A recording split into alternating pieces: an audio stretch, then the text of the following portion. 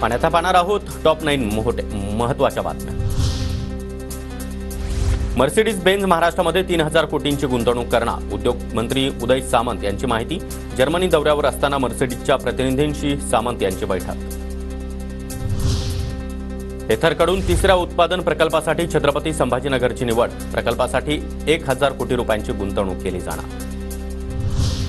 Smart prepaid मीटरसाठी राज्य वीज नियामक आयोगाची मंजुरी नाही। योजनेबाबत तांत्रिक पेच निर्माण होण्याची शक्यता। स्मार्ट प्रीपेड मीटरला नागपूरसह विदर्भामध्ये मोठा विरोध। एनटीएच्या हस्तांतरण याचिकेवर आज सुप्रीम कोर्टामध्ये सुनावणी। विविध उच्च न्यायालयांमध्ये नीट परीक्षेविरोधात याचिका दाखल।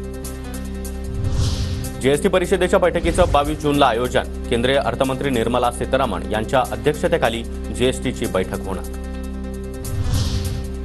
बकरी ईद निमित्त खासगी दुकानांसह महापालिका बाजारांमध्ये प्राण्यांच्या कत्लीला परवानगी।